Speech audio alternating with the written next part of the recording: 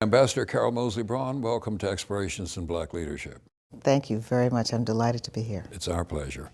I want to begin with a couple of questions about the Brown decision. I know you were just 7 years old in 1954 when the court ruled, but do you have any recollections of what it meant to you at the time or conversations about it in the family? It actually made a huge difference because it was in that year, or maybe the year after, that we moved from what was the heart of Chicago's Black Belt into what was then a neighborhood that was on the cutting edge of integration. And as a result of Brown, I was able to go to a public school that, starting in the 3rd grade, that had previously been all white, that had not been mixed at all. And we had some traumas as a result of it. We did the old, this was also the time when the whole nuclear scare, as you recall, and so when the toughs would go by our school and throw rocks at the windows, we would get under our desks and do duck and cover. Remember that duck and cover? Yes, yeah. So we did duck and cover as in the face of opposition to school desegregation in Chicago.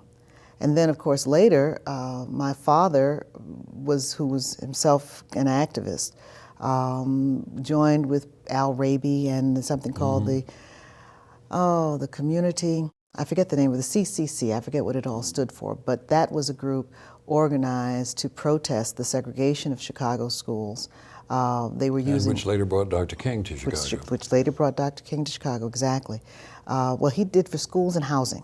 Because I actually marched with him on the housing march, yes, but they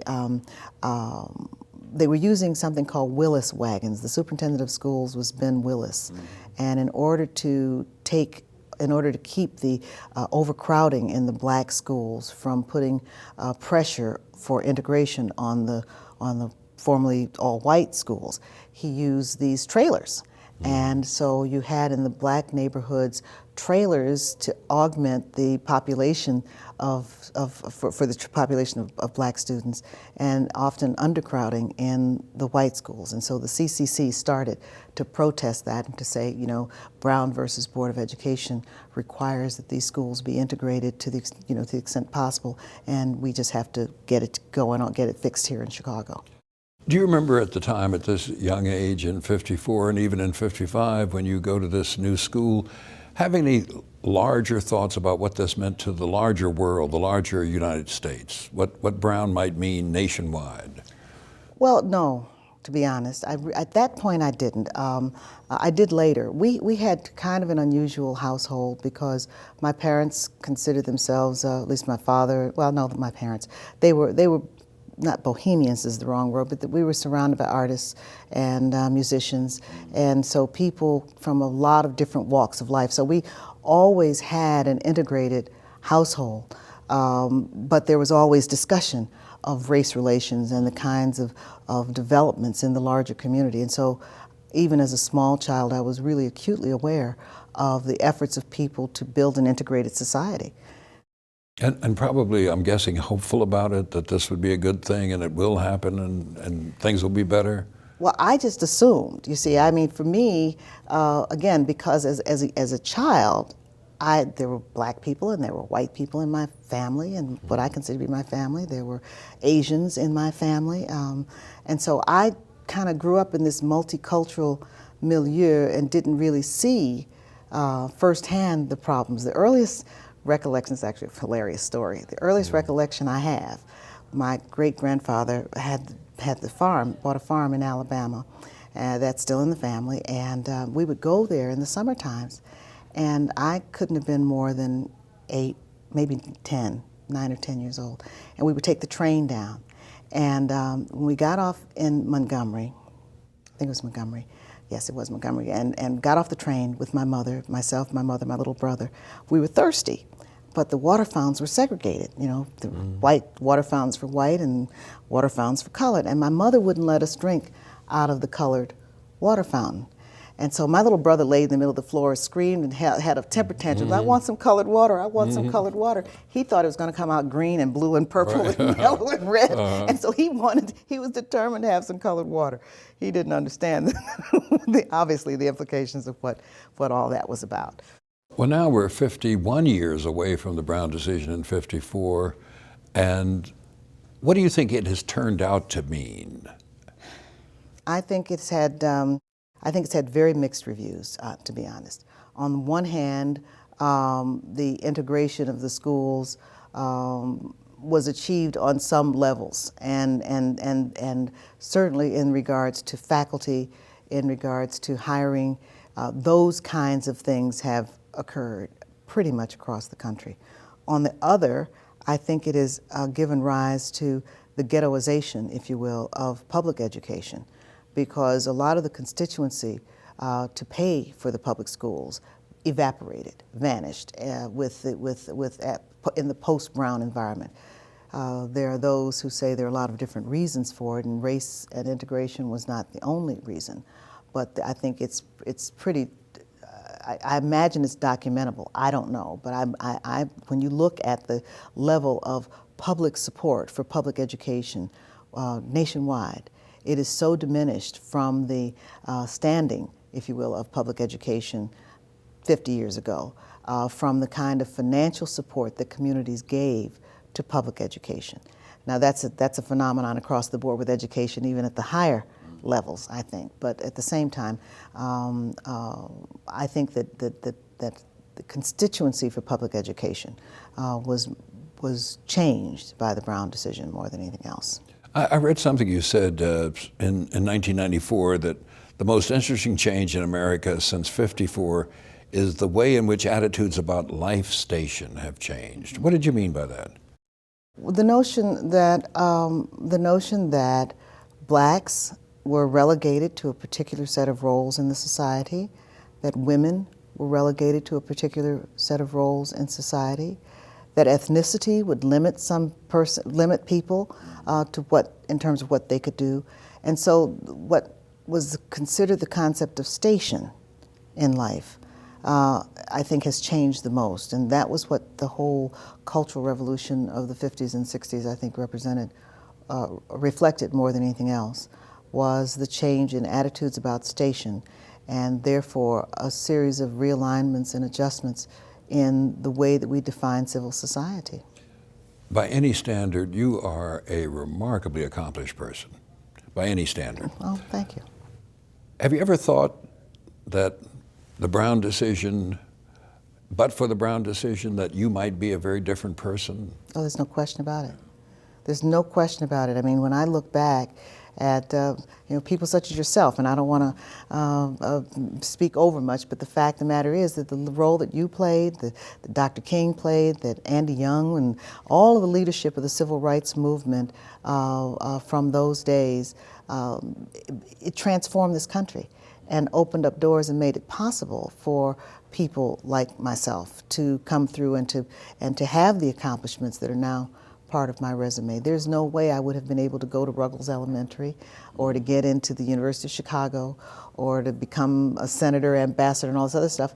None of it would have happened but for the efforts of people who actually took their own lives at risk to open up, integrate, and change civil society in the United States.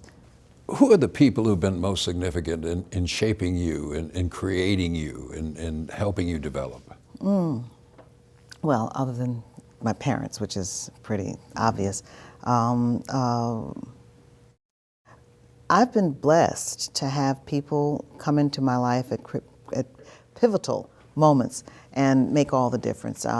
When I dropped out of college, dropped out of high school really, a fellow by the name of Larry Hawkins, who's still at the University of Chicago, essentially just turned my whole vision around and suggested to me that I could go on. In those days they called it broadening your horizons. So Larry Hawkins made a great difference at that point in my life. When I got to, I'm probably leaving somebody out, but when I got to the state legislature, a woman named Ethel Alexander, who was elected at the same time that I was, but she was a generation older. I mean, in fact, I'm old enough to be her daughter, or young enough to be her daughter. She made a huge difference. And so there are people along the way who touched my life at times when I might have taken one road or another, and by their influence in my life made a big difference. Now, you mentioned your mother and father a moment ago and said that they weren't bohemians, but they were people living in the artistic world and had people in the house. What about them? Oh, well, my parents they had an unusual marriage to begin with. I mean, there was a tumultuous marriage, but at the same time, and they were opposites. My mother was very, she called it firesides and slippers. She wasn't social. She had a little group of people that gravitated to her. She was very, in that regard, seen kind of as an earth mother that attracted people. But she wasn't all that outgoing. My father, on the other hand, was very outgoing and was involved in movements and causes and always engaged with the outside world. And so, as a result, he was a police officer or in law enforcement in some role or another as his day gig, if you will, but he played 7 instruments. And so he played the saxophone part-time professionally. And so because he was in the Saul Hicks band, I actually have a picture of the band and my mother sitting on the sidelines. I guess she was singing that night or something. But so he played in a band, and the result was that the musicians of that time, were very much part of our household. And so I grew up, I knew Gene Ammons, I knew Bird, Charlie Parker, I knew... Charlie Parker? Absolutely. Thelonious Monk. My aunt dated Dexter Gordon for a while. So all these musicians were around, as I was growing up.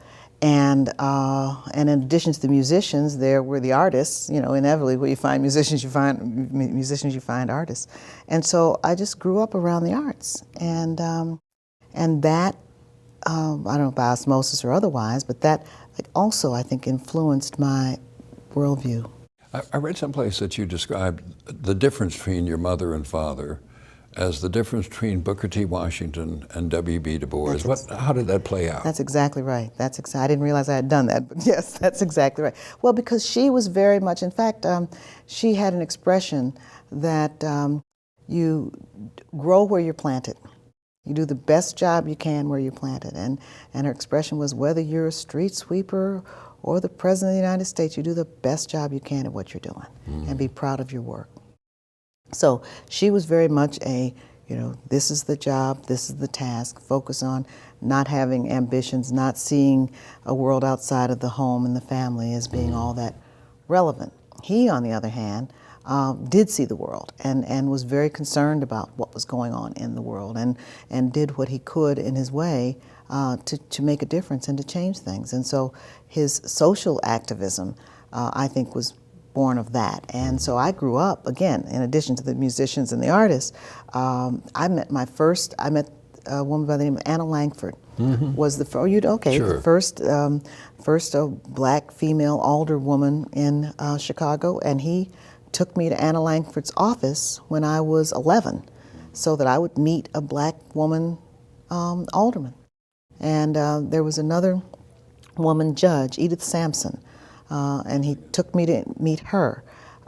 We went around. He was very, again, he had this broad mind, and so we were raised Catholic. That was kind of a family compromise, but we went to and explored other religions with him, and he would take us to everything from Buddhist temples to the Hindu temples, the Baha'i temple, of course, there in Chicago, Jewish synagogues, the Muslims, the Muslims, the Zoroastrians. I mean, I've been to as a child, we would go to Mass on Sunday, and then either on the Saturday before or on the Sunday, we'd go to some other service once a month. And so I had a chance to, again, without knowing that was part of my education, learn about world religions from a very early age. Very quickly back to Anna Langford. Do you think this put something in your mind that I could do this someday? Well, I don't think so. Yeah. I mean, it was, it's like kids. You take them and you try to expose them, they go, oh. Right. I think that was kind of my attitude. It was like, oh, I don't. In fact, I didn't think of myself I didn't envision or envisage a political career at all until I was running for office for all intents and purposes. I mean, it wasn't something that I thought of as having any real relevance to my own career. What about your grandmother? Well, I had two very different grandmothers. My mother's mother, my grandmother I call my saint and guardian angel, she was a very, she was the one who went to Mass every morning. Every day she went to Mass.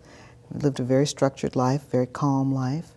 Well, her life actually was filled with tragedy, but later, when I knew her, by the time I got up, she was a person in whom I found great refuge and nurturing and comfort and guidance. My other grandmother was hell on wheels. I can say it even, I mean, sorry. And she was a black nationalist. She was what the men, they would call them race men. Right. But she was, and also what today is being called a revert. That is to say, her family had been Muslims from North Africa, I gather. I haven't, that's kind of getting lost in the midst of time. But anyway, she became a Muslim. And so I actually went with her to hear Honorable Elijah Muhammad speak. I've seen her. In fact, there was a convention in Gary, Indiana in 1972 that I went to under the auspices of somebody who was at that time one of my mentors, Dick Newhouse. And I looked up and there's this little woman coming down the walk through the gymnasium. It was a big gymnasium. And she had on the Muslim garb. And I looked, I said, Mama Liz, what are you doing here? She said, I'm here to be with my people. The Ethiops are gathering. All right. So, you know, but so she had been very much a, again, a black nationalist and very into not being, into being a Muslim. And so she practiced kind of the amalgamation of Muslim beliefs that Elijah Muhammad represented. And your mother went to Xavier and Dillard? Dillard, yeah. And I wonder if that's connected to your seeking the kind of education you sought. Or was it expected of you? Did you just, it was just given that you were going to go to college? Maybe not to law school, but to college. You had to go to college.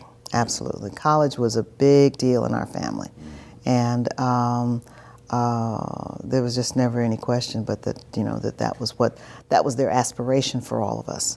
And so when I dropped out, that was one of the... Oh, I know, that was just awful. Yeah. And I dropped out. And again, serendipity, when Larry Hawkins, I had dropped out and got a really good paying job working for the Chicago Housing Authority. And they made me a community and tenant relations aide, which basically meant I went around and gave poor people 5-day notices to get out of the projects. So, and as it turned out, Hawkins had just started what he calls the program, it's still called that, in which he used sports to try to reclaim kids who, you know, from underprivileged homes and circumstances. And he uses sports as kind of the hook to get them in for tutoring, to broaden their horizons, to interest them in other things. And just by osmosis, you know, I wasn't technically part of his group, but the people I was in charge of were. And so as a result, you know, when it was over, when the summer was over, I, you know, at that point had the fire in my belly to, you know, you better get yourself back to school and do something. Did you take any musical ability or interest from your father? I mean, he's such an accomplished musician, playing these 7 instruments, working as a professional musician. What about you? Absolutely nothing. I tried the clarinet in college. Well, we had a piano always in the house. I can't play the piano. I took lessons. The piano teacher hit my hands with a ruler a couple of times, and that was the end of that. And then when I got to, I'll never forget, I got to the second chair in high school band and with the clarinet. And I was home practicing one day, and show you how things are. My uncle, who also was a musician, came past and said, "Baby, you better think about taking up something else." So that was the end of my playing the clarinet. So. And what about your father's political activism? How did that come to you, wash off on you? Well, actually, again, his political activism, I didn't really, it was a generation apart, but he worked for the first, he was always against the machine. And this is important in terms of Chicago politics, because people think of Chicago politics and they think of the daily machine. Well, there was always a group of independents out there who saw the machine as antithetical to the civil rights movement, antithetical to good government and honesty and reform in government. And so that was always the side of the equation that he was on or found himself on. And so he worked in the campaign of the first, one of the early black politicians to challenge the daily machine. It was Charlie Chu. And Charlie Chu ran as a reform candidate. And my father was in real estate at that time. And the office that he and his partner had, when they had a meeting for Charlie Chu, the city inspectors came and told him that the water was leaking and the gas was da-da-da, and so they basically shut him down, put him out of business for a little while. So you can imagine there was no small amount of real anger and antipathy toward the daily machine in our household. And it was funny too, because years later, of course, I got to know Rich Daley, the son, and there was no small amount of irony. I don't think Rich Daley ever really understood or appreciated what a big leap that was for me, because our household had been absolutely just anti-Daley down the road. But was there dinner table discussion about politics, about the machine, about Illinois politics? Yes. United States politics, all of that going on? Probably, he wasn't so much, he was active in local campaign efforts and in union campaign efforts and things like putting people to work on the street. There was a streetcar fight, to get blacks jobs working for the transportation company. He would do things like that. But his political vision was really more national and international. So I don't remember him being as involved with state of Illinois politics as national and international. My father very often wouldn't vote. Not very often. I don't think he voted in primaries, really, because he thought that as far as he was concerned, he shouldn't have to declare which party he belonged to. Now, does his political activism account for the sit-in you staged when you were a teenager? Probably. I didn't expect it to be that. I didn't expect it was, I didn't expect I'd be staging a sit-in, but it happened, and that just seemed to me to be the right thing to do, was just not move, and so I didn't. And a moment ago you mentioned marching with Dr. King in the housing struggles in Chicago. Tell us about that. How old were you then? I think I was 15. Now I'd have to check. I was either 15 or 16. I was still in high school. And my mother had cautioned me, again, back to, by this point they were split up. And we were with my mother, and I remember her saying, you don't want to get mixed up with that. You might get in trouble, and there's bound to be trouble. And of course, that was just my sign that, I had to go, obviously, to the march at that point. So I went over, and it was marching, we marched down, I think it was 67th Street. I have a sense that we marched down Marquette Boulevard to get to Gage Park. And I was paired with a veteran, a guy who had marched in the South, a white guy who had marched in the South. And there were some nuns in front of me. And I remember, it's just as vividly as if it was yesterday, because it was that kind of a turning point. And we marched, and the rocks in the bottles started flying. And the guy with whom I was marching was hit by a rock, and or a piece of glass, something. Blood started coming down his face. And of course, I'm just horrified at this point, like, oh my God. He just took his handkerchief out and put it up there and stopped it. And then the cat calls were coming from the sides. And I remember, having, again, grown up in a Catholic, more or less Catholic family. The nuns who were marching in front of me were being called all kinds of horrible names, and when was the last time you slept with that black whatever sister? Sort of. It's like, so I was horrified at that. There was a guy standing by the side of the road who was my age, young, a little bit younger actually, probably 12, 13, and he was yelling, "Semi-humans go home! Semi-humans go home!" And I looked at him, and I caught his eye, and I said, "It's not semi-humans, it's semi." He says, "Oh, thanks." Semi-humans go home, semi-humans go home. So we marched and got into the park itself, and the violence was so horrible. There was no, I don't recollect gunshots, but I know it was rocks and bottles and bricks and glass. And so what they did was they put the women and children in the middle of a circle, and then the activists around that, and then the hardcore activists were the outside perimeter. And it got so bad, Dr. King was moved to the middle of the circle. And so he was as close to me as, this go right over there. I mean, literally touching distance almost. And I remember, because you're supposed to cover your head up like this, and we're down on the ground and covering up, and he was standing there and looking just as calm and sanguine in the face of all this. And I remember, literally, it was an epiphany for me, because I was frankly ready to throw something back. I mean, that was my first reaction, was, okay, next rock falls near me is going right back out there.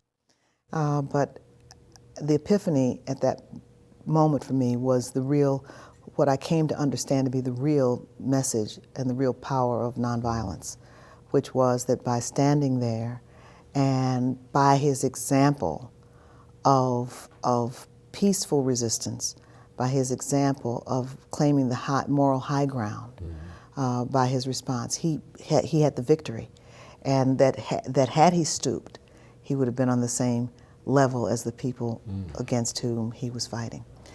And so it was in that experience that I became committed, really, to nonviolence and to his movement, as opposed to that of some of my friends who at that time were beginning to gravitate in the direction of, the Panthers and, get the gun and, shoot back and all the rest of it. Now earlier, because your mother and father separated, you move into a neighborhood that's got a spectacular name. What's that name? The Bucket of Blood. What was that like? What was the change like for you? It was really very traumatic for all of us. But in a way, I'll tell you, it's funny, it's one of those life traumas that I'm grateful for now. It probably set my brother on a path to his destruction. But I don't think I would be as rounded or as grounded, if you will, in the Black experience if it hadn't been for that. Because we grew up, in a community that, for all intents and purposes, was suburban, in a family that, again, among Blacks, we weren't rich people by any means, but we were considered to be well off, but well off in a different kind of environment. My parents weren't social enough to be part of the Black, what was the Black bourgeoisie, yeah. right? They weren't that. This is the 50th anniversary of the Black bourgeoisie being published. Is it? Yeah. Well, he had the books on it, but they weren't part of that. The club structure and all the rest. They weren't part of that, but they were part of that other.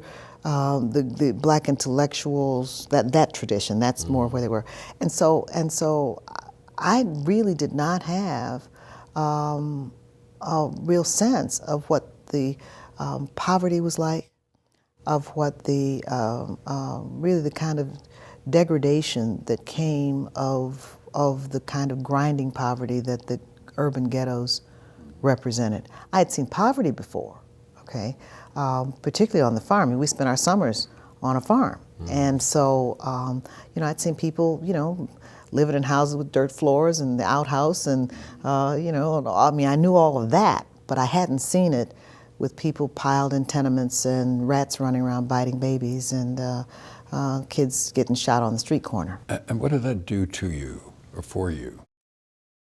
I think it really did. I think it helped round out and helped me develop in important ways. It gave me an understanding and an appreciation of the effects of not just slavery, Jim Crow, but of oppression, and particularly economic oppression, that I would not have otherwise had. It gave me another kind of vision about my own life commitment and my own path. And that vision then included trying to do what I could to try to push back and to be a force in opposition to the forces that had created the poverty that I experienced. Now, I'm guessing now that that's one reason you decided to become a lawyer. Is that right? What did you think that would give you? A bunch of skills. I thought being a lawyer, in fact, to answer your question, I thought being a lawyer would give me the ability to use the law which of course is the instrument of, in a large sense of social control, right? To use that instrument in constructive and positive ways to help build community, to help people have opportunity and have a chance to have a better life. And when I first got out of law school, in fact, I turned down an offer from one of the biggest firms in Chicago to sign on to a community-based organization that I would use my legal skills, my training rather, to work in the community. And so that was my first commitment. And when that didn't work out, I became an assistant U.S. attorney. And of course, my father called me a paper pusher for the government. He said, "Oh, you become a paper pusher for the government." But that was my path. I really thought I was going to use law. Were there lawyers in Chicago or elsewhere in the country or the world that you said, I want to be like that? Oh, sure. Yes, Julia Fontant Sure. was this model of elegance, and Yes. she was just the cat's pajamas as far as I was concerned. And so I looked up to her. Again, I mentioned Anna Langford and Edith Sampson, both of whom I had met. I knew, of course, everybody knew about Thurgood Marshall and the legal defense team from the NAACP. I mean, everybody knew about them. And so that was a real model, because these were people who had used the law to transform society. And so, yes, there were a lot of role models in that regard. And what was being an assistant DA? What was that like? Wonderful training. Wonderful training. I could not have asked for better. I didn't like the criminal side, to be honest. I did some criminal prosecutions. Didn't like it much. I did some appellate work. I, in fact, helped write the brief on the first RICO case, racketeering and organized crime. We had the first RICO case in Illinois in regards to the prosecution of the former governor of Illinois, the Kerner case. So I got a chance to work on some really high-profile cases there, but I preferred the civil ones. And the good thing about that was that it gave me a real taste of the structure and operation of the law that I wouldn't have had otherwise, and a real taste of policy issues in ways that I wouldn't have had otherwise. I mean, I got to third chair the lawsuit that the American Medical Association brought against Jimmy Carter's healthcare reforms. And so as a result, I read every dot and tittle of the healthcare laws. Well, my views of how healthcare was structured that I developed at that point helped to shape my views on healthcare even to this day. And so because of the grounding that I got there, I was involved with some environmental cases that helped to shape where I wound up on environmental law. And so there were a variety of housing and healthcare and the poverty cases, all of the cases that I got a chance to try. And of course, you got great trial experience because you're in court every day. Helped me develop an appreciation for the issues in a way that I don't think I could have gotten any other way. Now, how did you move from that, which sounds fascinating to me, to running for the legislature? What's the transition here? Being a homemaker. Yes. You mean you got tired of being in the home? And well, I was pregnant with my son Matt, right. and my husband wanted a stay-at-home mom, and I had no problem with that. And so I had my son, and I was a homemaker. And he today says that I was bored out of my mind, and that he always knew I wasn't just going to stay home. Is he right? I don't know. I mean, see, I look back and romanticize it. I mean, I look back to having dinner parties, which is what I did. I had dinner parties, and I'd take my son to the park. I had a little carriage, and obviously, and I'd go to the market, and I mean, I just all did, I did things in the home. I was a homemaker and took care of my family, and it was actually through that my first my state rep first foray into elective politics happened.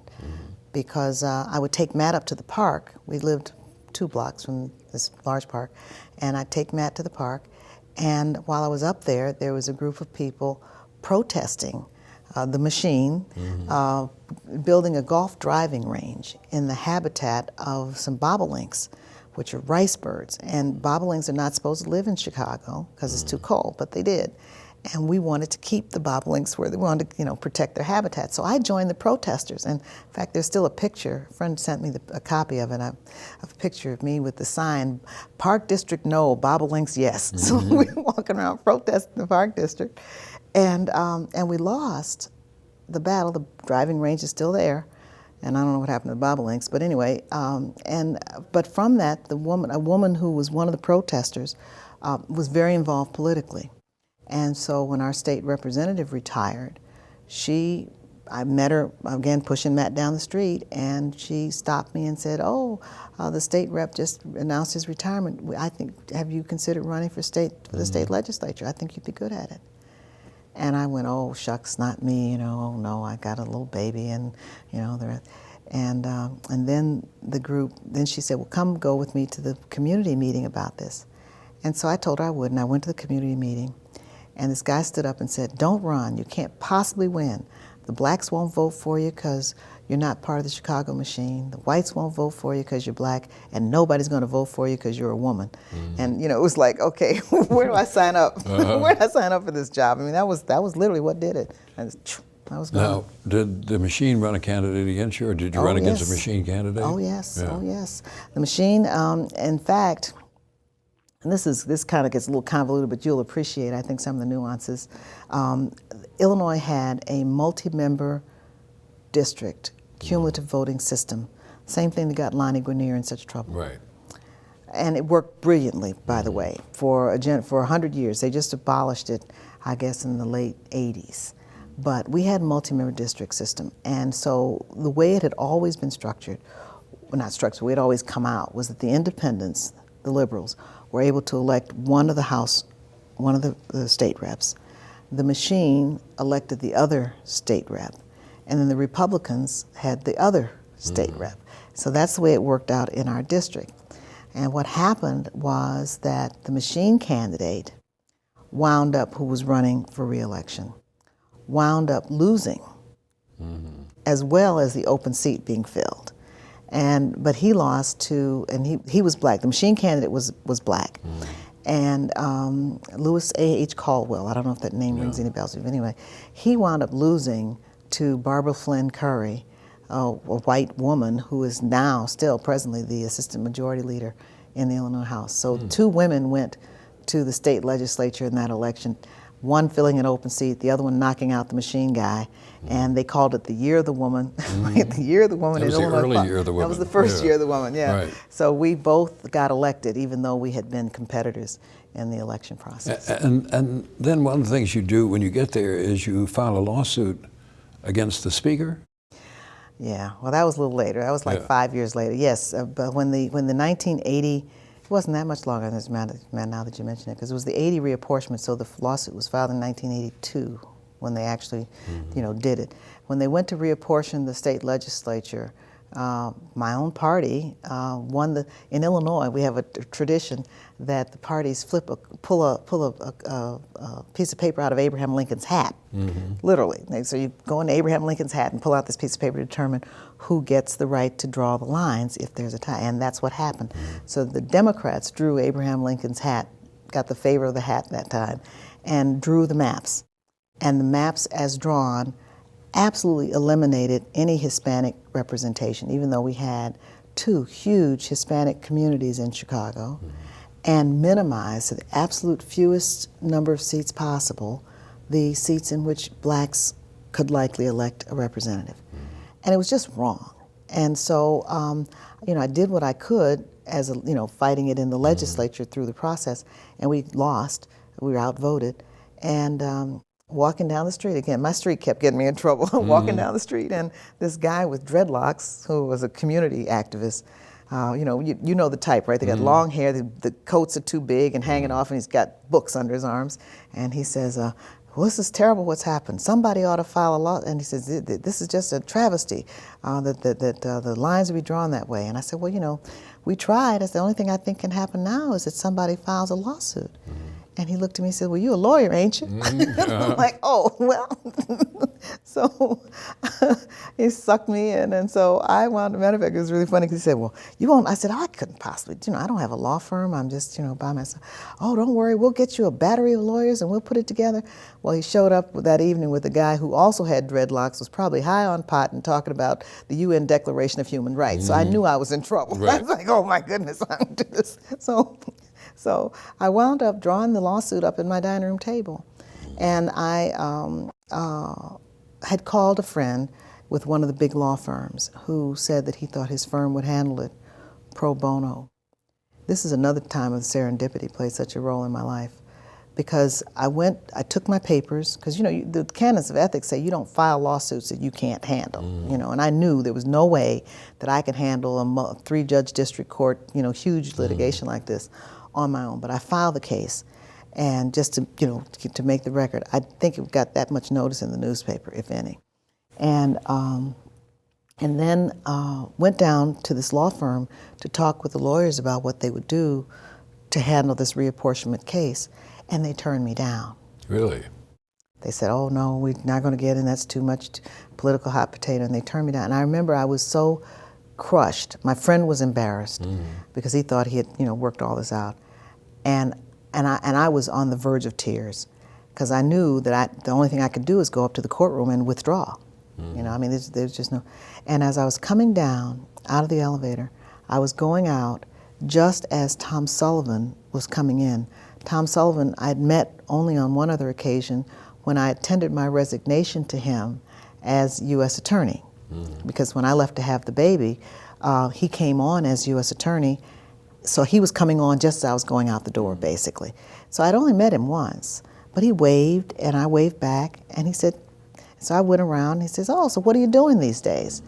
And oh, well, if I got it. So I told him the reapportionment story. And he said, that sounds really interesting. Send us the papers. And Tom, at that point, was a lawyer at Jenner and Block, one of the biggest law firms in Chicago. And Jeff Coleman was with him, was his partner. I guess Jeff was his understudy, his second chair. And they took the case like 40 going north. They were both Democrats, obviously, but they thought, yes, this is the right thing to do. And they took up the case with a commitment that Dick Newhouse, also involved with this, that Dick and I stay involved, that we don't just give them the case and get lost. And we committed to do that. And I remember working harder than I probably have worked on anything in my life, because we had to coordinate. We had got community people do the computer work. We had the first computer program for reapportionment was written by this black guy who was a street person, basically, in Chicago. And he sat there and did the math, and we put together, because they didn't have such things, and computers were so new, but he put together a program to run the numbers, the census numbers, so we could do the case. And we would spend nights sitting in my study at my house, going over papers and trying to work the numbers out. And then Ethel, who was our kind of secret spy, because she was very much a part of the machine. She had been my roommate, Ethel Alexander, but she was very much a part of the machine, and so, in fact, was called as a witness against us. But the full story was that she had sat down with me with colored pencils one night and shown me the machine dynamics of who had done what to whom, and why these lines were here and not there, and how they managed to work it out. And so that allowed us to produce a theory about the case that allowed us not only to win, but we made real history, because it was the first time that a reapportionment case had been won in the North. Remember, the Voting Rights Act that originally was limited just to the southern states. It was the first time the Voting Rights Act was extended. Well, it happened in two stages. We first had to make a pure 14th Amendment case, which was to say that there was deliberate discrimination, which the Speaker of Illinois House has never forgiven me for, because the court had to say he deliberately intended to discriminate. But then after that decision by the 3-judge court, the Congress acted to extend the Voting Rights Act nationwide, so the South wasn't just singled out anymore. And then under the Voting Rights Act case, the test just got easier. But it set up really the direction that the courts have followed, well, up until fairly recently, but the courts followed for a number of years in reapportionment cases. The case was Crosby versus State Board of Elections. But the really good news, I thought, from that was not only in that case, we created the first Hispanic district ever, and which gave rise subsequently to a Hispanic coming to Congress. But we also created additional black districts in Illinois. But as much to the point, it didn't happen again. I mean, that was the last time that the party apparatus went out of their way to try to, if you will, stick it to their minority base as a way of keeping white politicians in power. I think so. Yeah. Now, how do you go from that to thinking that you can run against an incumbent U.S. senator? Well, a Democrat in a Democratic state. I know. Well, see, I was leaving politics. It's like that Michael Corleone joke about, I keep trying to leave the mafia, but it keeps pulling me back. Yes. Right. Well, that's what happened with my political career. Every time I got ready to leave, it just pulled me right on back in. And after the reapportionment case, everybody told me I was going to get run out of town on a rail, but that didn't happen because Harold Washington was elected mayor. And when Harold, who was also an independent, who was an ally, a political ally, when he got elected mayor, he wanted his person to be his spokesman in Springfield. So instead of getting run out, I became assistant majority leader. So broke down some more, because that was the first time ever you can imagine somebody looked like me was the assistant majority leader. So I did that during Harold's first term. And then I was ready to leave Springfield. I was ready to leave the legislature. I was ready to leave politics, actually, because my own marriage had begun to founder. I was ready to come back home and go and practice law. And I also had a set of experiences. I was another person that came at a pivotal time, a woman by the name of Caroline Craycraft, found me through Leon and Marion Dupre. Leon Dupre was a great independent activist in Chicago politics, and she signed me up for something called the European Communities Visitors Program. And essentially it's something sponsored by the EU that lets young people who are involved in government or whatever in the community travel and get a view of the European community. So I traveled just as my marriage was breaking up. I wound up going and spending a couple months just kind of backpacking around in Europe. And so that had an impact, particularly later, in terms of my view and where I wound up, particularly with regard to the Senate. So anyway, and I came back ready to go into private practice. But Harold prevailed upon, he said, no, Bobby Rush, in fact, had a lot to do with this. Bobby said, we don't want to lose you to politics. It's not time yet. Was he an alderman by then? Bobby was at the time, yes, he was he was alderman, and I had known Bobby from the Panther days. In fact, Bobby and Fred Hampton, I knew Fred Hampton, one of my closest friends in those days, Christina May, had to go underground as a Panther. And so, we were all kind of generationally linked to each other. And so Bobby said, no, you can't leave. And so Harold had the idea of me standing for countywide office. And he said, because there'd never been a black, there'd never been a woman, there'd never been a Hispanic, nobody. I mean, it had always been just kind of the old boys network for real. And so I told him, okay, well, I'd do it, at that point, well, why not? So right after I said I would, and frankly, even as I was having second thoughts about doing it, Harold died. And then it was almost like you had to, because he had this, Harold Washington had a way with words, and he announced the dream ticket, and the dream ticket was comprised of women and men, black, white, brown, Asian. I mean, that we were everybody. It was the dream ticket, representing the whole community. And then, like I said, within a couple of weeks, he was gone, not even that long. So I ran for, and was elected Recorder of Deeds of Cook County, which was a countywide office. And again, I was not, I wanted to do the best job I could while I was planted. So I did what I could in that office, in that countywide office, and reformed the office, and I think we did some really good things there. But I was going to leave again. I mean, I was going to go into the private sector. And that's when the first President Bush nominated Clarence Thomas to the United States Supreme Court. And again, going back and reflecting on how important Thurgood Marshall had been, how important the Warren Court was, that my whole life would not have been possible had it not been for the whole series of cases that the Warren Court decided. everything starting with Hansberry versus Lee. You know, Lorraine Hansberry's parents' home started the housing desegregation. That was in the neighborhood near the high school that I attended. So Hansberry versus Lee, Brown versus Board, you've mentioned. Loving versus Virginia, I was in an interracial marriage. I mean, so you go just everything along the way. You know, the court was that kind of important in my own personal life, not just in kind of esoteric, you know, theoretical grounds. It was something that was very personal. And I remember I wrote to my senator, both Senator Dixon and Senator Simon, and there was no question but Senator Simon was going to oppose the nomination. Alan Dixon, however, and by the way, both the senators were from the southern part of the state, so it wasn't like it was a north-south kind of thing, even though Illinois very much has kind of that divide, if you will. It wasn't north-south because Paul was clear that he was going to resist the Thomas nomination. Alan, on the other hand, was being more coy about it and wouldn't tell people what he was going to do, really. The suspicion was he was going to support Thomas, but it wasn't true. So I remember even having a conversation because he heard that there were a group of us out there just so outraged, particularly after the Anita Hill thing happened. I had been against, in fact, I had done a television program before we knew about Anita Hill. I'd done 2 of them, opposing the Thomas nomination and saying, you know, we can do better for the Supreme Court. This is not a replacement for Thurgood Marshall.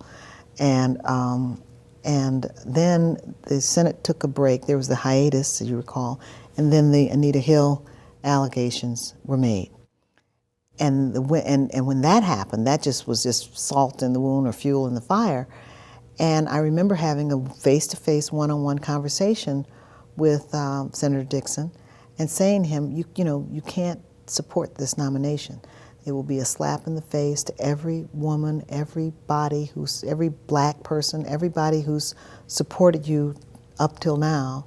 It will absolutely be contrary to our interests and send a horrible signal for young people who are Democrats that this party does not have its moral compass in good working order, that this party does not stand on the high ground when it comes to issues of civil rights. Well, he kind of, he was known, and the man's still alive, so I don't mean to disparage him, but he was known as Al the Pal, right? So he was always, hi, how you doing, and so he gave me, don't worry about it, and then he turned around and voted for Clarence Thomas. And then went away for a couple of days, or his phones were shut off for a few days. And the women went crazy and said, there was 3 of us who were looking at running. One was a prominent socialite, another was a former federal judge, and me. And I was the only one who had run for office before. And so the people, as the organizers came together, the women primarily from National Organization for Women and from other women's groups, got behind my candidacy. And, at the time it was, she doesn't really have a snowball's chance, but I was out there and I was running and running hard. And that's how it got started. And it wasn't with the real concern that I was going to win or lose, just that I was just trying to do the right thing. And that really is the year of the women. After the first year of the women you mentioned a moment or so ago, because all of the country women are energized by this, the Thomas nomination and the votes for him. And many, many women are elected to public office. Let me tell you something I remember about that race, because I was in Georgia at the time, it's in Illinois, I couldn't follow it very closely. And I knew Dixon to be kind of a hack. But I thought his concession speech was the most gracious thing I had ever heard in my life, and I was so surprised because I didn't think it would come from him. I was just taken aback by him. I think I wrote him a little congratulatory letter, which is something I wouldn't do. It was just, it was the decent thing to do from someone whom you didn't expect. Graciousness. Yes, at all. Well, I'll tell you something, it's interesting because as that race, what happened in that race, and again, people think, as a friend of mine said, folks think you were born at the Democratic Convention, but obviously all the politics has a history to it. And what happened was that Dixon was challenged, and by not only, I was not the only challenger. There was a rich trial lawyer who just started off saying, I'm going to spend $5 million of my own money to beat Alan Dixon. And he got into the race.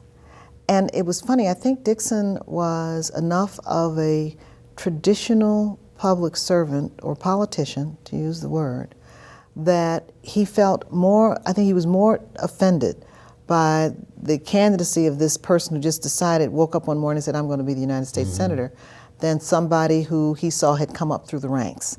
So and even during the— And he would respect that. Exactly. Yeah.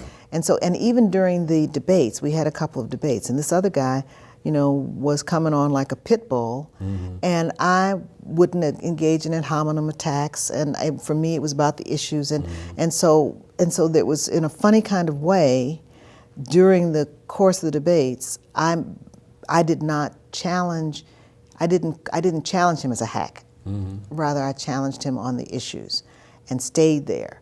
Whereas this other guy just kept coming at him, and it was negative campaign. And I think Dixon, that made the big difference. And as between the two of us, I think he might have seen something, gotten no small pleasure out of the fact that this guy just blown $5 million of his own money. Well, it was just so striking. We're watching on TV, and the TV's going back and forth from these incredible victorious scenes at your campaign headquarters. And I remember you standing in the middle of the crowd and doing something with your arms. It just, and we were electric in Georgia to see this happening. Yeah. And then they switched to him. And he's trying to concede, and the people in the audience, his audience, are angry. And they're saying, no, no, no. And he makes this gracious statement. I was just blown away. It was just a fabulous combination Real theater, of things. huh? Yeah, it was real theater, real theater. You don't see that all the time in politics. Let me take you back a little to something you talked about a moment ago before we talk about your tenure in the Senate. And you said in this neighborhood, the Bucket of Blood neighborhood, that it was your uplifting and your brother's undoing. Why did it do that to you? Why was this experience, living in the middle of this abject poverty and people whose lives are really going nowhere, why did it have that uplifting effect on you? Well, for me, I think because I saw it as, how could I put it, as an experience from which I was supposed to learn something. I did not for a moment, although perhaps I should have been more frightened about it than I was, I didn't for a moment think that this was a permanent condition for us. I saw it as a reality that my mother and father had split up, and that she could not, she couldn't rent. She tried to rent, but you can imagine a single woman with 4 children had a hard time renting a place anywhere she just couldn't find a place that would rent to us.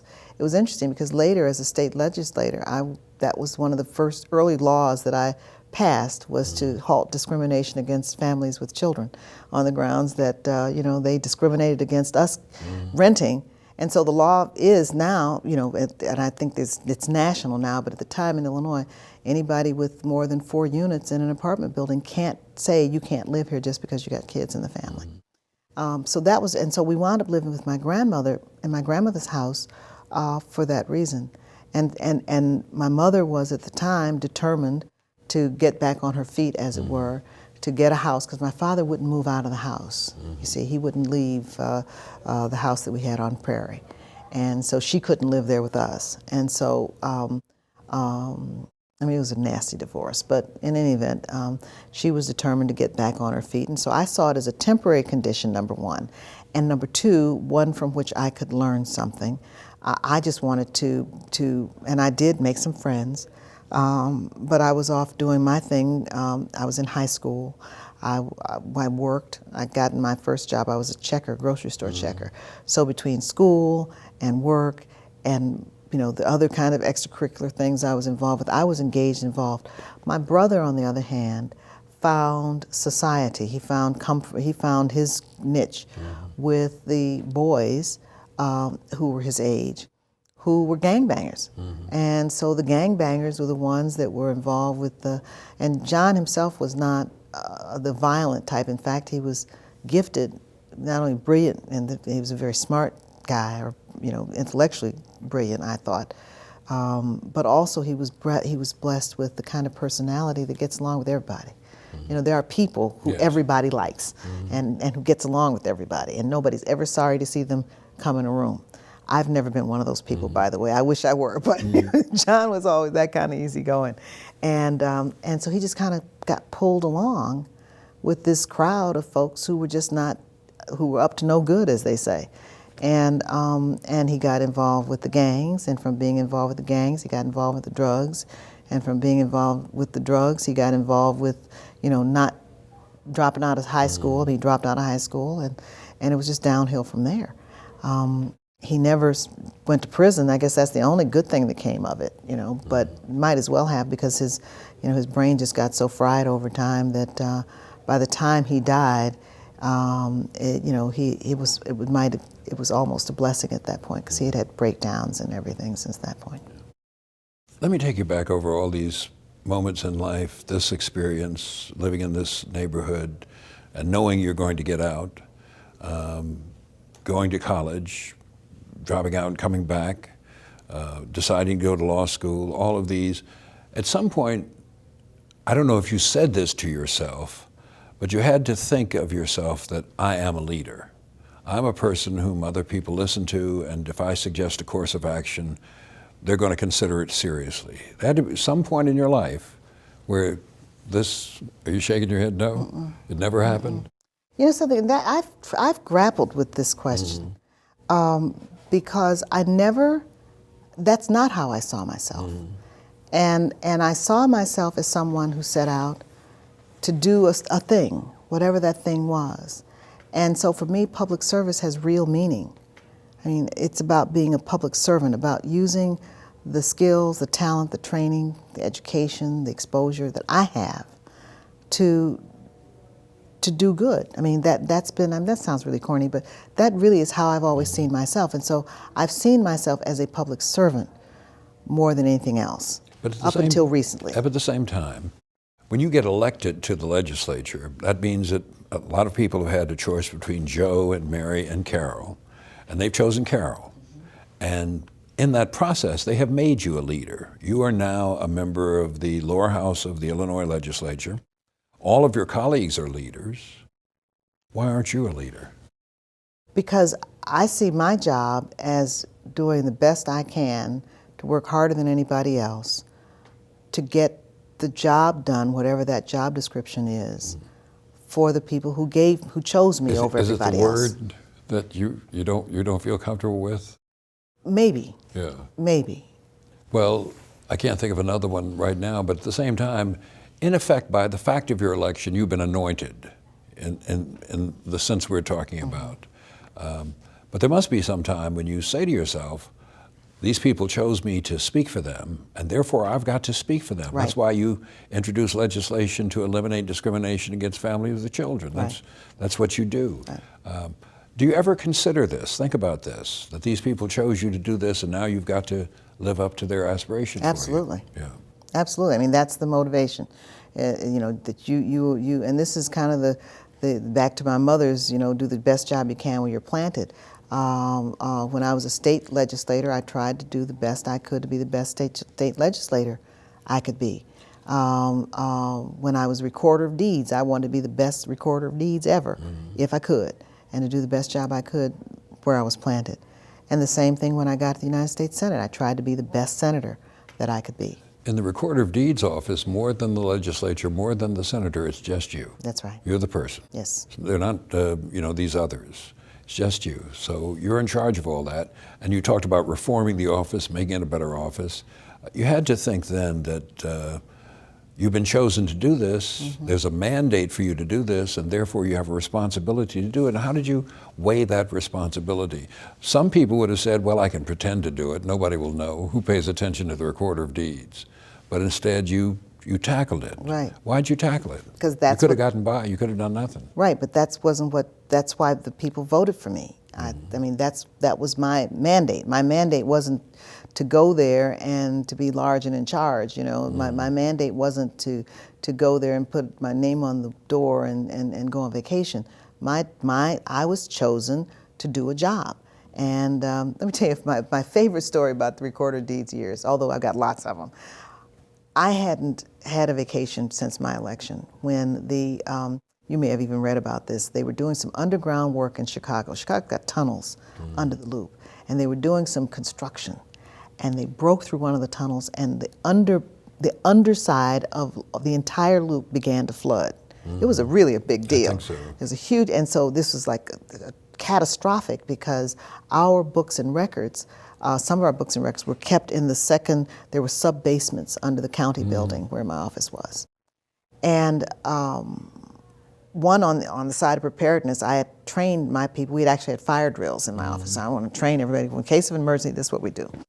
And I was on my way to vacation. I was in the car, headed to O'Hare Airport, when I get a phone call. The sub-basements are flooding. They just busted through and there's water filling the bottom of the county building. And I'm going, and and Ethel, who at the time was working with me, Ethel said, well, you can't go on vacation. I said, what do you mean I can't go on vacation? I said, I've got my ticket, I'm ready to go. She said, but there's water coming in. And I understood immediately. I told the driver, turn the car around. I turned around, put luggage in the trunk, and went to the office because I had to man my post. I mean, it was a command kind of situation. And You were so in charge, you were the leader. I was in charge, You were that's the right. leader. And so I had my people go. We went and got our documents from the sub-basement. Nothing got wet. We didn't lose anything. And I got everybody out of the building. And So now you get to the U.S. Senate, and that's an entirely different experience. It's a unique experience in American life. And not only are you a woman, there have been women before, but you're the first black woman. And I read someplace where you thought people couldn't talk about this, couldn't mention this, because they're so unused to discussing race. What did your colleagues say about race, about you? Or did they just act like you weren't black? oh, no. I mean, if anything, race was the 800-pound gorilla in the room, always. When I was sworn in, some civil rights leaders who remain nameless, who had nothing to do with my election, showed up and taking credit for my election. I know their name. And we were all sitting on the stage, and people were giving, and Strom Thurmond showed up. And one of my girlfriends, in fact, started to boo. And of course, the crowd of people who came were just entirely too civilized to let that happen. They shut her up, so shushed her. And everybody was standing there literally in shocked disbelief, because Strom at this point, as you can imagine, was 9,000 years old. And barely, I mean, if he knew he was in the Senate, I would be surprised. But he made it a point to come to say a few words at the podium at my swearing in. And I laughed about it afterwards because it was so funny. It was part of him, this is the new face of Strom Thurmond that he was showing at the time. So race was the 800-pound gorilla in all of it, and did play a role. And frankly, I didn't realize until you learn from experience. But there were some aspects of my tenure that were absolutely tinged and colored by race. The aspects is the wrong word. It's expectations. There were expectations having to do with race that I didn't fully appreciate until obviously after the fact. Yeah, I want to get on some questions about vision and so on. But of all the things you did in the Senate, the things people are going to remember is your clash with Jesse Helms.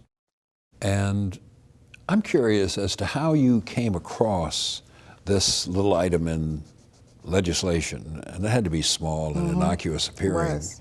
How did you come across that, and when did you make a decision, I'm going to do something about this? This is his attempt to protect the patent that the Daughters of the Confederacy have on the symbol of the Confederacy, not the flag, but the symbol. How did you see that, and how did you decide what to do? Well, this again may sound corny. I was just doing my job. It came up first in committee. My staffer, we review the bills. My staffer's name was Jeff Gibbs. He's a lawyer out in California now. And we're going over the bills that were coming up, and he's rattling off da-da-da-da-da. And he said, but Senator, he says, this patent for Olestra, you know, the fat drug, the fat substitute, this patent for Olestra has a Confederate flag attached to it. I'm going, what? You know, how did this happen? And we found that the Confederate flag patent that had been held by the United Daughters of the Confederacy had actually been renewed twice before. They'd had it since the 1920s. And I'm saying to myself, you know, then I went into my lawyer mode. What do they need a patent for on the flag? I mean, you know, that's you think in terms of copyright, if anything, but not a patent. Well, so I went to the chairman of the committee and I said, well, you know, this part is not acceptable. I mean, you know, number one, I mean, the Confederate flag doesn't belong on a bill. It doesn't belong with a patent to begin with. Second, it doesn't belong on this bill. And third, you know, I cannot in conscience support it, and I'd like your help in opposing it. And the chairman, who actually has been very good on issues of race ever since, as far as I'm aware, started going humming and shifting in his chair, and I couldn't figure out why. You know, it was just such a no-brainer to me. Like, oh, you know, why is this complicated for you? Well, it turned out that it was complicated in part because it was Strom's bill. Helms' bill. It was Strom's bill. Strom's bill. And Jesse Helms is carrying it for him? Jesse Helms had nothing to do with it at this point. That was another piece of the whole thing. It was Strom's bill. And the other members of the committee, since he was senior and I'm, you know, just got there, didn't want to offend him. So I actually had to lobby it in committee. And I lobbied, I talked to all the members, I got my votes lined up, and I won. We stripped it off the bill in committee. And I thought that was the end of it.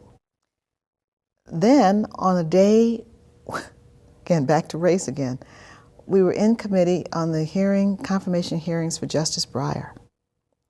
And Orrin Hatch, who actually on a personal level I got along with very well, started arguing against, the issue came up about freedom of choice. And Orrin began to make the argument that Roe v. Wade, the decision on choice, was the legal equivalent of Plessy versus Ferguson. Now you may have heard that since, but at the time I was absolutely shocked. Plessy, you know, Plessy being the decision that a black man has no rights, that a white man need respect. So I'm sitting there going, what? I was just absolutely horrified that he would say such a thing. But then I was really nervous because I'm thinking, okay, I'm a freshman on the committee. This is one of my first Supreme Court justice confirmations. This is a big deal. It's on television. Oh my God. And so, but I just couldn't let it pass. And I said, you know, point of clarification, and I got into a legal discussion, an argument with Orrin Hatch about whether Roe v. Wade and Plessy versus Ferguson were comparable. And trying to keep my voice modulated, because I was really, I mean, infuriated and insulted. So I'm going through this and I'm really nervous, and in the middle of this, Mike Stafford and Jeff Gibbs again came over with a note that said, Jesse Helms has just taken to the floor to revive the Confederate flag patent.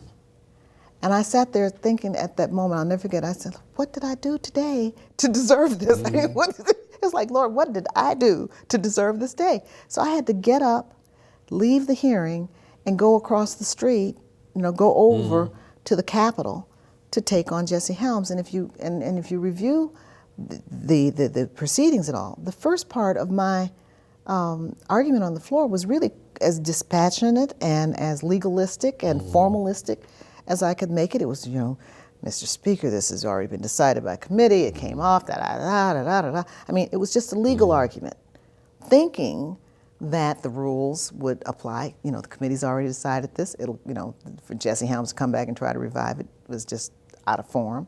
And then that it shouldn't be a patent in any event. And I mean, again, I would boop, boop, boop, hear the argument. And when I looked up and the Senate had voted to restore the patent, I was incensed. It was like, oh no, this can't be. And that's when the if you will, the real debate. And when Paul Simon and Joe Biden and some of the others, particularly Joe, because Joe was on the committee and had known the issue. So when the committee members first came around, Pat Leahy, when they started coming around to say, this is why the committee decided, and then the debate broadened from just a purely legalistic one into the import, the meaning of the Confederate flag in modern day America. And when, by the time, how can I blank on his name? Judge from Alabama. Not Sessions? No, before Sessions. We used to call him Judge. And that's all that's coming to my mind. I'll think of it in a minute. But by the time he got up and said, my grandfather was a general in the Confederate Army. Heflin. Howard Hal Heflin. Heflin, right.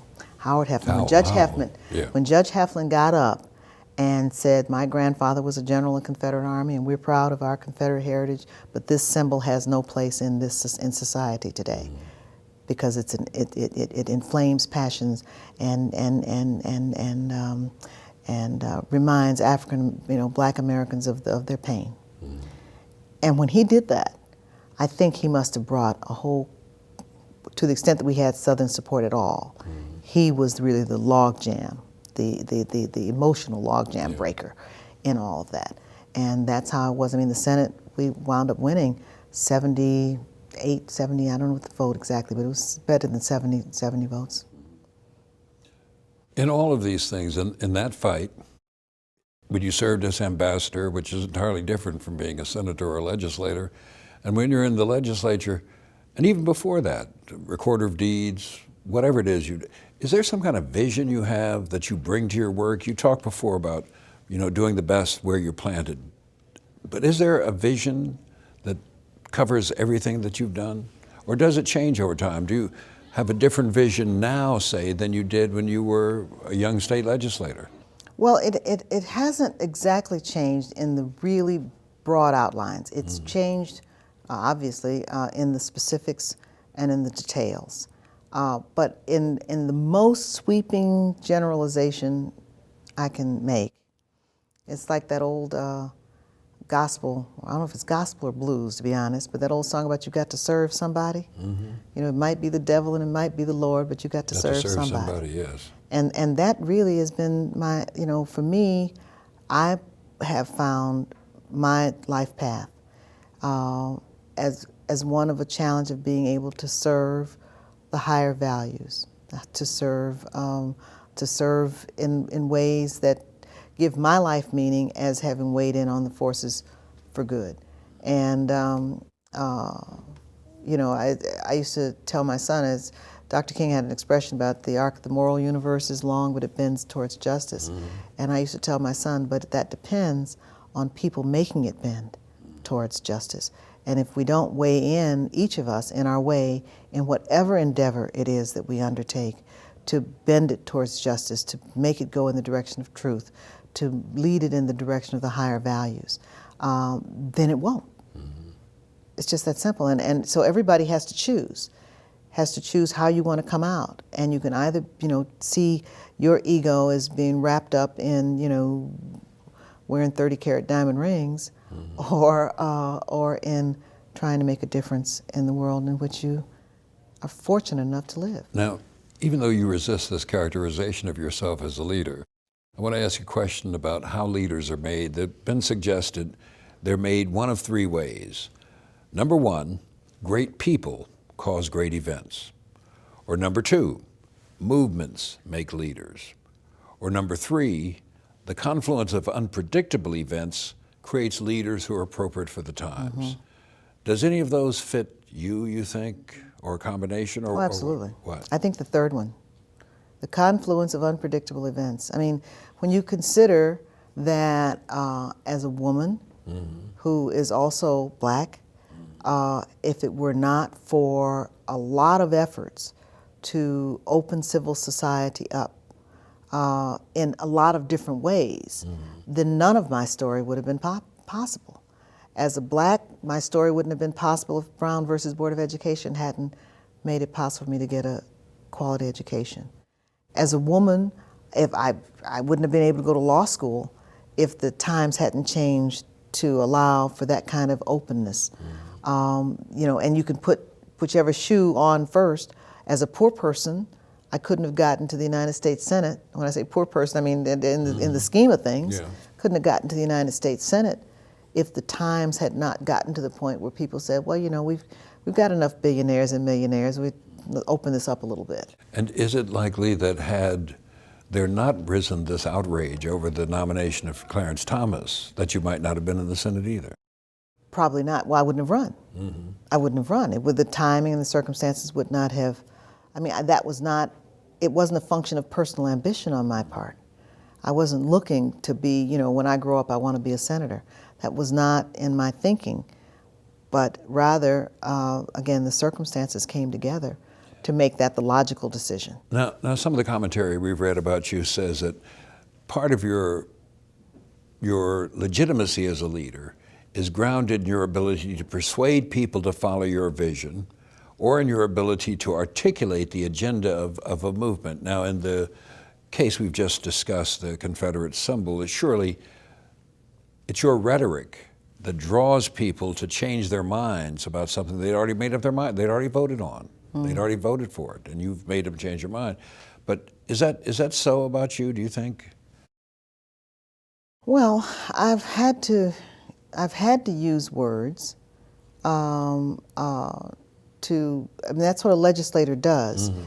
The difference between being a legislator, either at the state level or in the United States Senate, and being recorder of deeds or ambassador is... Or candidate for president. Or candidate for president. Well, no, candidate for president is more like being a legislator.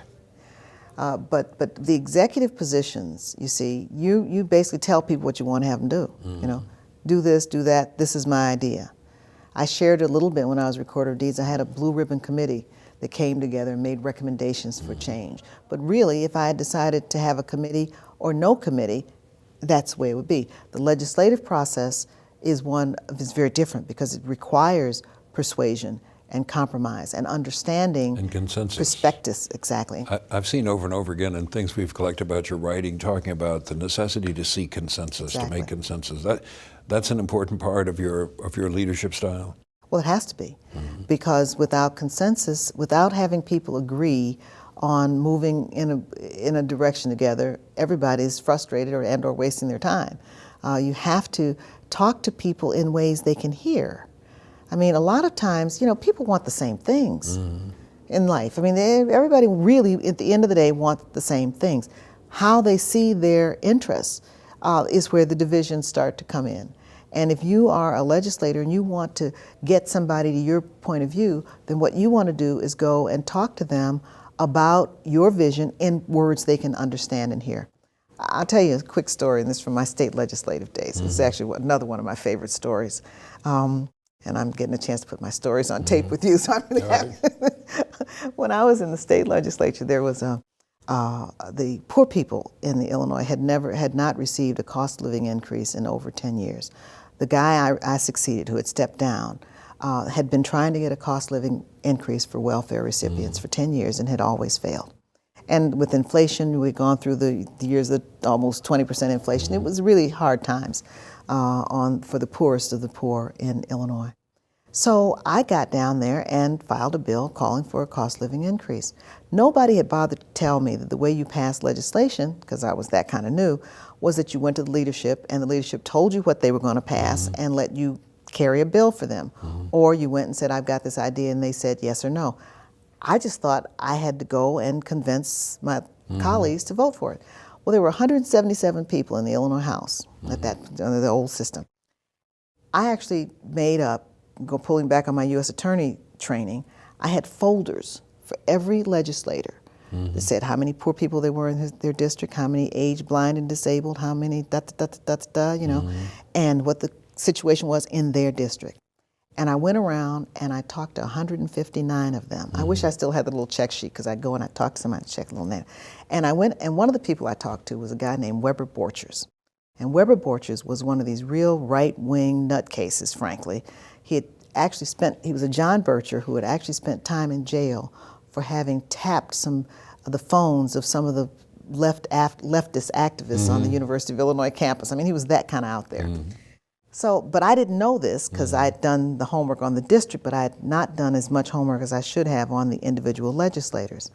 So I went and I sat down with Representative Borchers, and I tried to talk to him about why he was a Republican, why he should support this because of the poor people in his district. He says, I can't vote for that because the people in my district are buying lobsters with food stamps and driving Cadillac cars on welfare. And he just go all this. And I said, but no, Representative Borchers, look at this. You've got these many blind people in your district. What do you got these many children. And I made the whole argument. And he, no. So I went on and, well, when the bill came up, when the votes were tallied, lo and behold on the board, I had won. And of course, it was a shockwaves. It made the news. I mean, it was like a big deal. Like, oh my goodness, we passed. You know, now this is going to be on the governor's desk. What's the governor going to do? It's passed the House where it had never passed. So this is great news. And one of my colleagues, a Republican, Susan Catania, who had helped work at the Republican side, she came. We were celebrating in the aisles. We were so happy. And Weber Borchers, who was kind of crippled, came over on his cane, and he said, Miss Bronze, I didn't vote for your bill. He said, I just couldn't see my way clear to help them welfare chiefs in my district take any more taxpayers' money. He said, but I almost did, because you know, you're the second nicest colored lady I have ever met. Now, the first nicest has been working for us for 35 years, but you're the second nicest colored lady. All right. And of course, Susan turned green. You're like, oh my God. But I tell the story to say that even for Weber Borchers, there was a point of reference and a set of interests that made sense to him. Now, his other prejudices may have overcome that, but my job, as I saw it, was to make the case to him and to make the case to enough others to win the legislative I'll tell you a real battle. quick story. When I was in the Georgia House, we had a bill to vote an appropriation for autistic children. And I asked the guy sitting next to me, who was an old veteran guy, I said, what about this? He said, well, you probably should vote for it. So the vote came up, I voted for it, he voted against it. I said, well, why'd you vote against it? He said, Bond, he said, we have too many artistic children in Georgia now. We asked about your vision a moment ago. Do you have a kind of a general philosophy that guides you through life that may be different from the vision, the leadership vision, a philosophy? For me, the philosophy is back to Edna's advice. I just try to do the best job I can where I'm planted. I mean, every day, we are not guaranteed tomorrow. Yeah. And every day, you know, good, bad, or indifferent, and I have my bad days like everybody else. But every day, you have to find something that you can be proud of and that you want to celebrate. And that's what I strive to do every day. And I reckon if you do it on a day by day by day by day basis, it really is in the small steps. It's not in the big brushes. It's in what you do, how you treat that individual that you run into, how you treat somebody who's bigger than you, how you treat somebody that's you know, ostensibly smaller than you. You know, that's where the measure of a person is taken. So issues of character and honor are, and it sounds corny again, but that's what motivates me. How does race consciousness affect your race? You talked about someone, your father, I think, was a race man. Do you see yourself as someone who advances issues of race or issues of society or both? And is there a distinction between them? And is there such a thing as someone who transcends race? I think that we all have to get to the point of transcending race. The real issue in my mind is the liberation of the human spirit in whatever package it comes in, whether it's a black package or a female package or an Asian package or a Hispanic package, a poor package, a disabled package, a gay package, a straight package. The packaging is less important than what it is that individual has to contribute. And tapping the genius of that is really what this experience, this republic is supposed to be about. That's what makes us different. That's where the beacon of light comes from. The notion that every individual is a reflection of God, and that the goal of society is to let those reflections have full play in the society as a whole.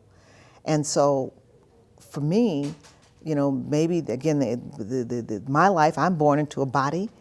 I am a black woman. I am real clear about that. I also know that race, qua race is localized. How race is perceived is a local issue, really. in the scheme of things. Gender is more universal as an issue than race is.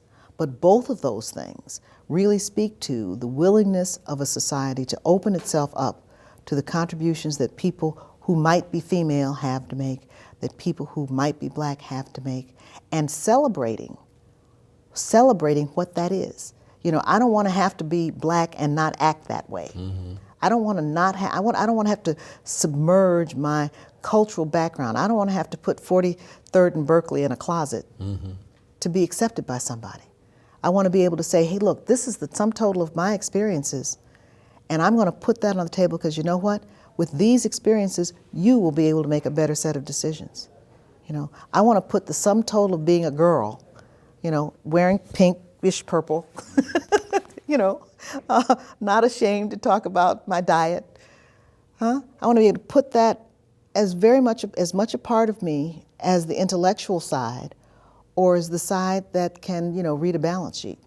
I mean, I want to be able to bring all of that to bear on the contribution I have to make, whether it is in the public sector or as a private citizen.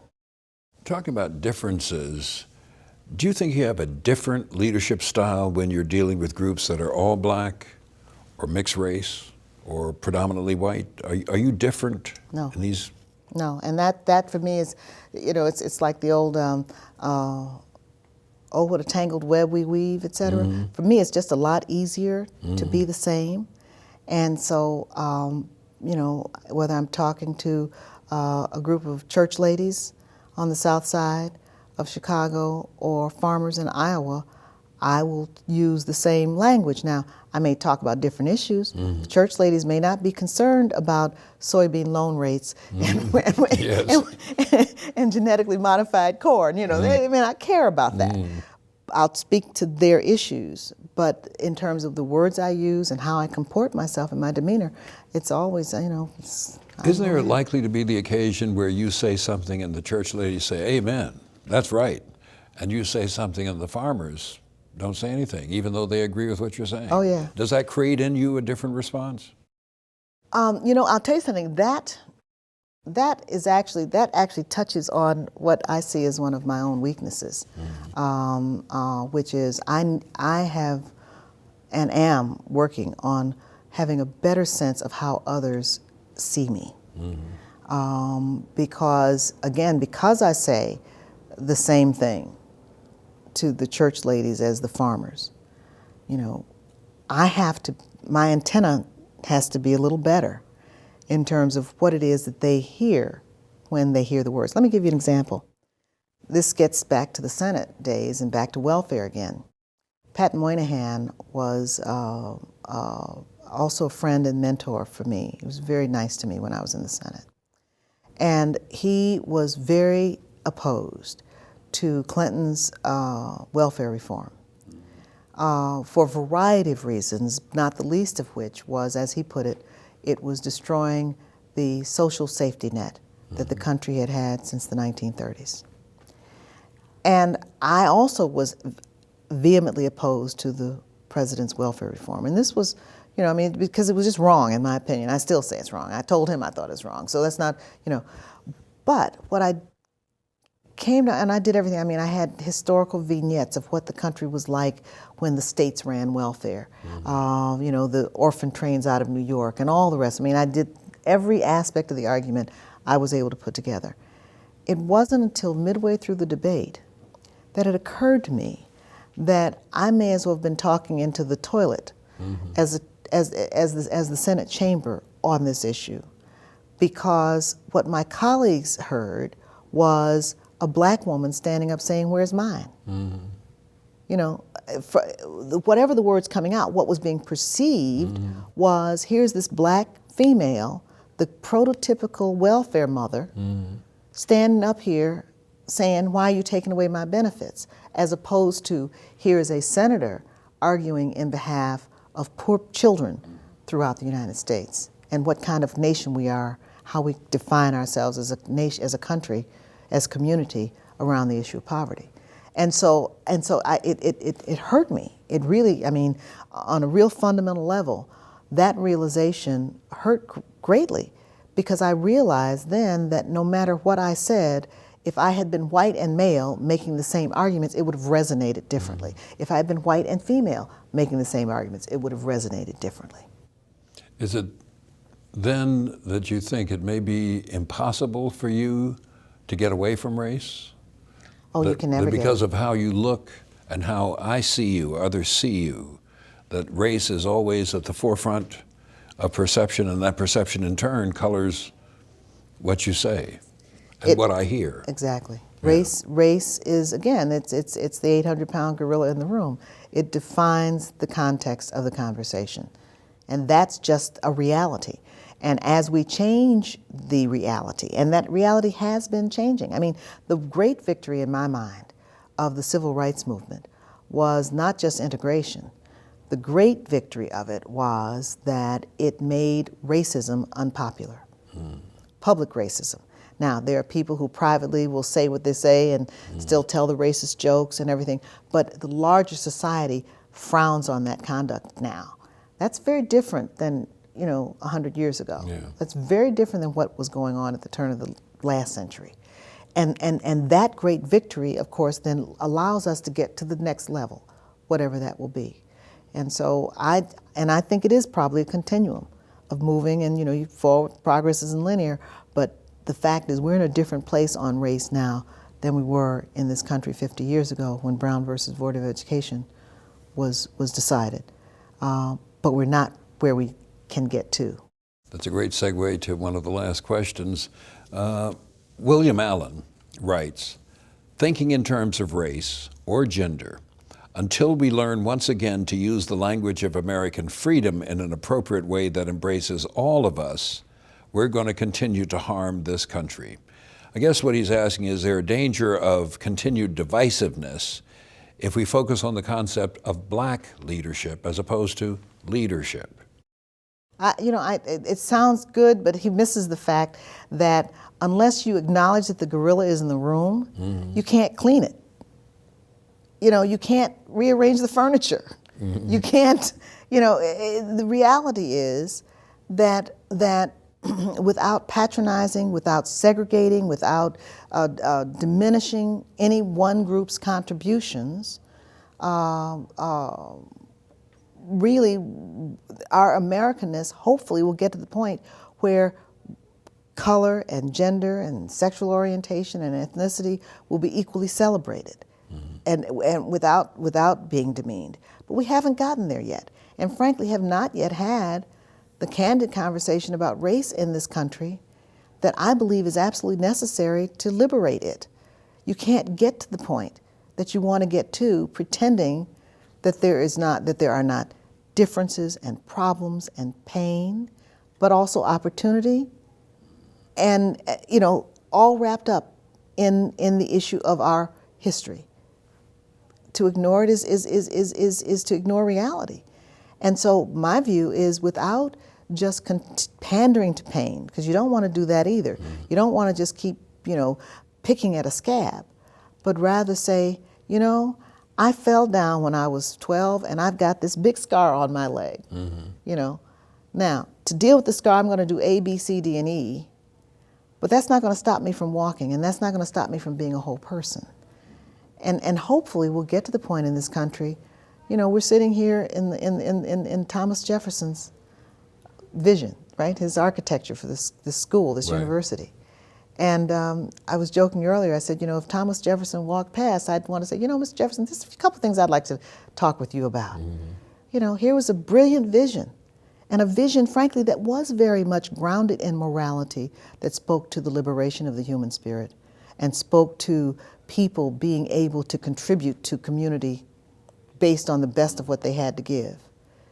Flying in the face of the contradictions of his slaveholding, his begatting children by a slave mistress, which for all intents and purposes was exploitation. She couldn't have said no, Not to mention how the women in his life were relegated. I mean, the women weren't much better off, really, for all intents and purposes. They weren't chattel, but not too far removed from it. So and the poor, I mean, you take all those things, you put together, well, how can you talk about liberating the human spirit and you got all this yuck going on over here?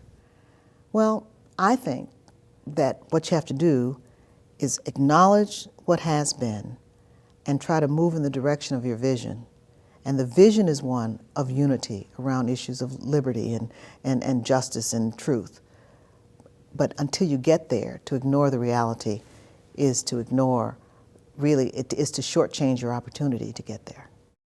In past years, we've been used to a certain kind of leadership, and even in recent years, that kind of leadership has changed. It's not the Martin Luther King standard altogether anymore. What about in the future? Are there going to be new kinds of leaders that society is going to demand that we have? What kinds of people are they going to be? You know, I don't have a crystal ball. And it's a very interesting question because I was joking yesterday, just as recently as yesterday, with a friend, and I said, you know, we have reached the point in history where both George Orwell and Marshall McLuhan look like prophets. You know, the nature of so many of the things that characterize civil society has changed. Just as Abraham Lincoln, you know, they say Abraham Lincoln couldn't get elected today because he was too tall, lanky, and ugly, right? Today you have to be telegenic. Today you have to be able to speak a different kind of language. You have to understand celebrity. You have to be able to, I mean, there's a set of different demands. And that change in the society, the information technologies and the like, is by definition going to change leadership and change the people who the public will embrace as leaders. And what that will be, I don't know. Have you any idea of how we as a whole society, how can we foster, create, nurture leaders for the future? What can we do we're not doing now? Education, education, education, education. The thing that frightens me the most about where we are as an American society is what has happened with education, and particularly the availability of educational opportunity from the various earliest years to all children. The whole idea of quality, universal public education is very much on the bubble, very much challenged, very much at risk now. And that's a whole set of conversations. We could talk forever on that. That's one set. But as much the point, going beyond that, even for higher education, young people now are having to spend so much money to afford higher education. It's changing the nature of who can access it. I mean, we're almost back to what Thomas Jefferson had, which was the elite got to go to college and everybody else, you know, just worked. And then you've got the role of the media, and this is not in a negative way, but media in the generic, larger sense. I mean, people, the community as a whole, gets the vast majority of its information from something that sees value in dumbing down the conversation. And so when you're having conversations with people in a democratic system, remember that depends on voters, you know, making a judgment, with people who, you know, don't have even the basic information with which to analyze developments in their lives. What you've set up, and this back to Marshall McLuhan and George Orwell, what you set up is a society that is very volatile and very much capable, very much amenable to demagoguery and to folks just getting up and making a pretty speech and riling up the passions and getting people going and sending them over a cliff. I thought that was the last question, but I got to ask this one. Are you optimistic or pessimistic about the future? I'm always an optimist. I'm always an optimist. I have to be, because the pessimism is too depressing. I mean, it's just, you know, you get pessimistic and you just get immobilized by it.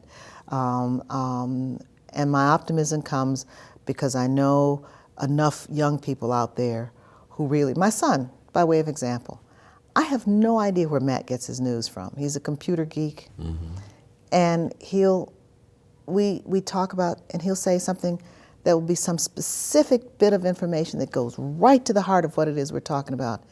And I'll say, yeah, how did you know that? You know, oh, I picked up, he reads news sources on his computers that I've never heard of. You know, he blogs or something, I don't know, you know, that's right. Another universe. It's age related. It's age related, but the point is that here are young people who actually do have the vision, actually can sort the wheat from the chaff, understand when it's BS versus, and I shouldn't have said that on tape, but who understand that and can see it. And as long as they're around, then I guess the future will be in good hands. Well, on that optimistic note, thank you for being with us. Julian, I can't thank you enough. Thank you for inviting me. My pleasure.